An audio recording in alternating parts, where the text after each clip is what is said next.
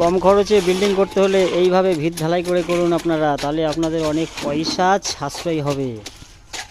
দেখুন আমাদের মিস্ত্রি কীভাবে টাই বিম ঢালাই করছে।